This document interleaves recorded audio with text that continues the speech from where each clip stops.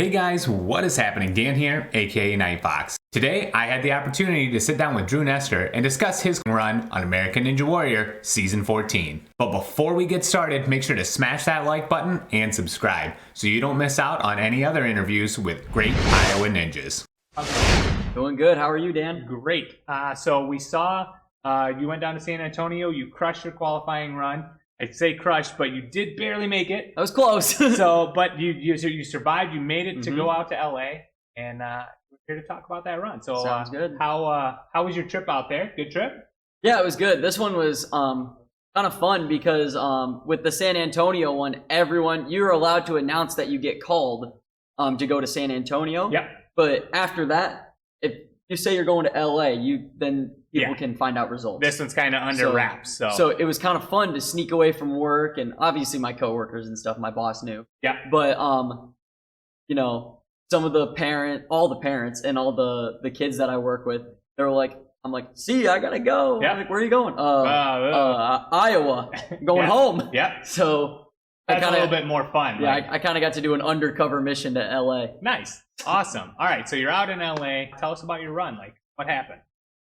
So basically, everyone, let me back up just a little bit. And everyone, like a couple of days before, knew what number they were running. Okay. And for whatever reason, they wouldn't tell me. They're like, you're in the first hour, but we can't tell you what runner you are. Okay. I'm like, okay. They're like, you're at least 1 through 20, and there's 38. So I'm like, that's either really good or really bad.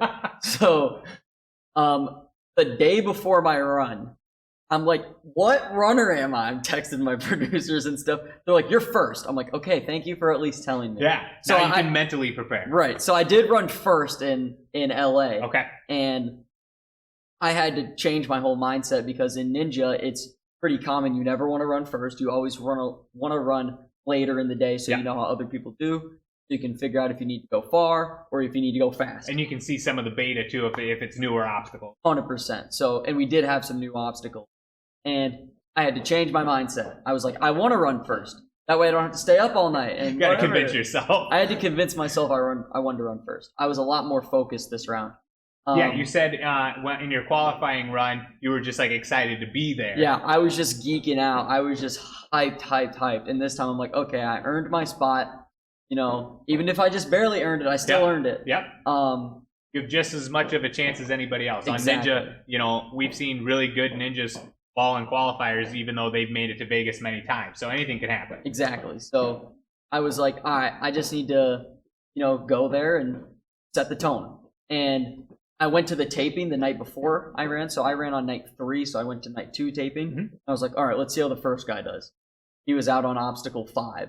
I was like, because I wanted him to do really well. So yeah. But yeah, I watched the taping the night before. So, and we did have some of the same obstacles. So I did get to see some of them done. Gotcha.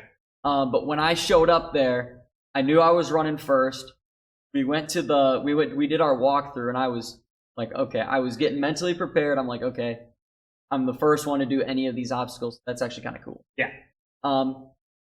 So I'm right when they pulled me out to go run, I'm standing on the stage, and I'm like, or at the steps right before the stage, and I'm like, all right, let's just knock this out.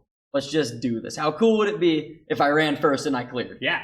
So I walk up there. I did a side flip again. Just why not? And a little bit of flair. Yeah. And I was way more focused, way more ready to attack the course this time. Mm-hmm. So in between semifinals and qualifying, I was really training speed courses just to get a little more efficient. Okay. My idea for the courses is you want to be efficient on the obstacles, like you want to be attacking them. But if you need to take a break, take your break. Yeah. So I show up, I do the first obstacle, no extra swing this time, just ran right through it, didn't even pause, ran right into obstacle 2, which was a new obstacle. I don't even know what they called it because they didn't tell us. But basically you had to lâcher to a bar, and if you had enough forward momentum, it would go forward. Okay. If not, it would go backwards. So the first one, I lâché, it went forward. I'm like, all right, sick. Second one, I lâché through, catch it, it goes backwards. And I'm like, all right, this is no problem. It's just like an 8-foot lâché to the next bar. And no problem. Drew does 8-foot lâchés in his sleep. So. Yeah. So that was no problem. took a backswing, got off, took a little breather, and was ready for the next obstacle, which was Clockwork. Yeah, and I've seen that one before. I think Jackson had it a couple years ago. Yep, he had it in season 12. Okay, so that's one that it wasn't a new one, but it was new to you. Definitely new to me. Never done anything like it. So I got on Clockwork, and this thing was weird. So basically, all the bars are on the same gear system. So when you swing the bar up, the bar in front of you goes up. When you swing back, the bar in front of you goes back. So when you throw it, it doesn't look like it's there. So I probably took 4 or 5 swings just feeling it out. Yeah. Because there's some weight to it too. Okay. And it's just a weird obstacle. But at the end of the day, once I figured it out, I got through it. Not too much of an issue. But I definitely could have been more efficient. But I think I did what I had to do. Yeah. Obstacle 4 was the Diamond Dash, which I wasn't feeling too confident about before I ran. But Olivia Vivian, I don't know if any of you Ninja fans know her, but she's crazy good. She actually tested it for us, and she made it look easy. So that gave you a little bit of confidence. Yeah. She just bounced across it, and I was like, okay, those things didn't even move. And so I ran across those things, no problem. Those things didn't even move. I was just fine. Do you think your parkour background helps with your balance?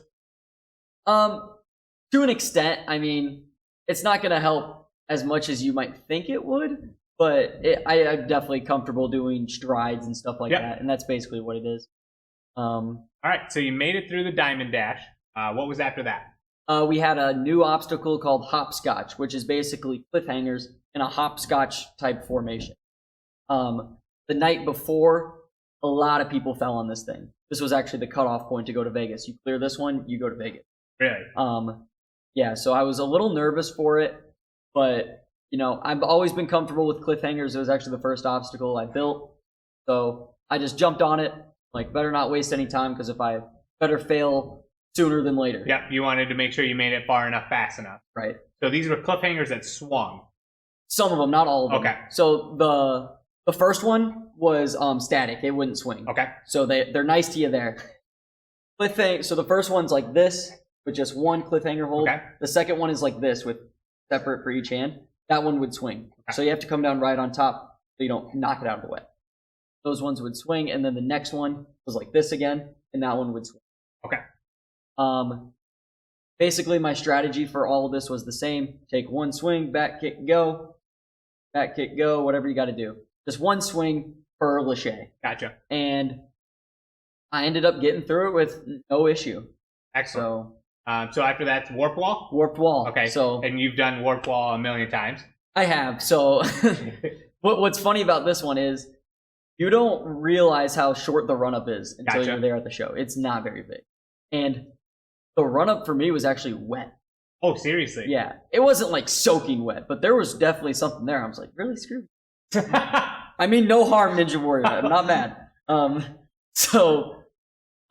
They have rags for you. My shoes were kind of dusty, so I did wipe off my shoes, making sure I don't get stuck on the stupid warp. Yeah, definitely. So I definitely took my time right before, and I got up the warped wall, grabbed it with one hand, pulled over, pointed at Akbar, checked my pulse, and onto the salmon ladder. Definitely. So, with a little flip in between. Yep, did a side flip in between the warped wall and the salmon ladder. Burn off some extra energy. Yeah, so. for sure. So salmon ladder. Have you done salmon ladder similar to that, or was it different? I know it's counterweighted, right? It is. So the thing about, for me, every salmon ladder feels different. So something that I did to train for the salmon ladder was I would do our salmon ladder at my gym with different bars. Gotcha. So I'd find a heavy bar, do it with the heavy bar. Find a light bar, do it with the light bar. And just so I can get used to doing it with something that I'm not used to. Yeah, definitely. Got through the salmon ladder with no issue. I didn't fall off the side this time. Unlike the salmon roll. Yep. So I checked each side, jump. It was like, I have it down to a science. Jump, check each side, pop it up. Check each side, pop it up. Yep. Just, in training, you don't have to do that, but in competition, I would. Yep. So I got up there, touched the bar. I knew I cleared the salmon ladder, which is generally the cutoff point. Yep. I was feeling good. Then we're on to a new obstacle called box office. And that looks just crazy because, like, so many times you're not grabbing, like, sharp edges like that. Mm-hmm. You know, a lot of things are rounded or bars. So have you had experience grabbing, like, a box a lot? not really a box, but I just kind of treated it as a cliffhanger. Gotcha. And they actually were rounded off pretty nicely. Okay. So there was a lip on on box 1 and 3. So the second one that you had to lâcher to was sideways. And that was just a ledge. Gotcha. And those boxes would drop right when you catch them. They were on like a bungee. So I got on that first one, dropped it, tried not to let it mess up my swing too much, took one swing, on to the next one, caught it sideways, perfect. My swing was actually a little crazy, so I took maybe 2-3 swings to fix it. Yep. And at this point, I was starting to feel it, and I was like, uh-oh, I might not make this transition. But I was lined up for it, and I'm like, well, better go now. Yeah, definitely. So I just jumped, caught it, and I was like, yo! And I'm hanging on this thing. I'm like, yo, I can't fail this. I'm like, I'm so close. So I took it, kicked off the wall, and cleared. So that was obstacle 7? That was obstacle 8. 8. Okay, so you made it to the 9th obstacle, and you got a split decision. Correct. Do you know what they called the one that was the upper body? No, it was a new one. And then you had that, or you had the diving boards. And diving boards have taken out a lot of good ninjas. What was your mindset when you got up there? So I was definitely, I wouldn't say I was totally pumped, but I was tired. And I was like, I could do an upper body obstacle. Like I had enough in the tank to at least try one. I don't know if I would have cleared it. But honestly, it's like, I don't even know how this thing works.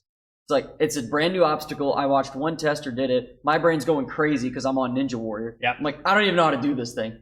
So I was talking to Sean Bryan, the Papal Ninja, on the sidelines. He's like, just go diving boards. I'm like, he's like, if you want to. He didn't force me to do anything. He was just like, if you want to rather do diving boards, I'd do that. I'm like, okay. I walk over to the diving boards, take a deep breath. The producer yells, 10 seconds. I'm like, oh, okay. You're like, oh. Better go. Didn't think too hard about it.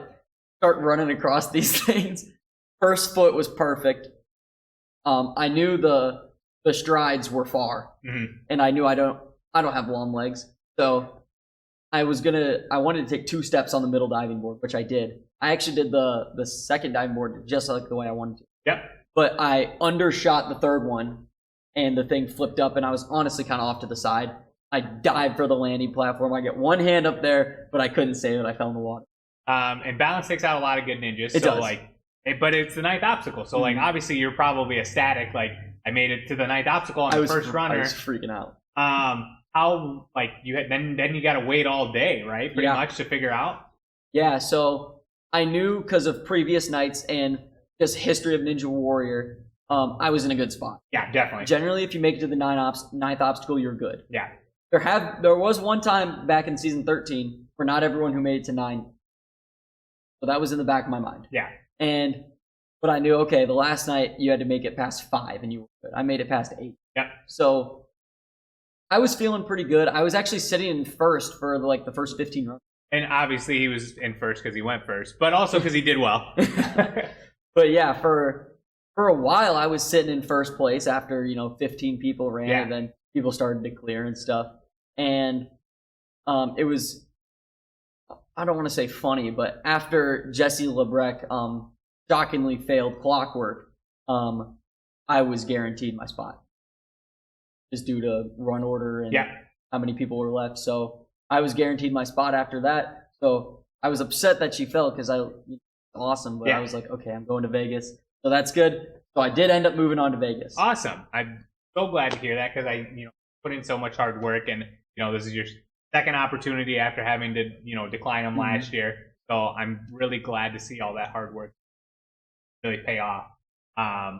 So that'll be filmed at night again. I know we talked last time. You said you're not flipping your sleep schedule or anything. Is that going to stay the same for Vegas? Yeah, probably. Yeah, definitely. So Drew's going to be headed to Vegas. His run probably in a couple weeks. I'm excited to see how he does out there, along with all the other Iowa ninjas. So, Drew, I appreciate your time again. Thank you. I can't wait to see how you do out there. Sounds good. Me too. Awesome. Thanks, Drew. Woo, woo.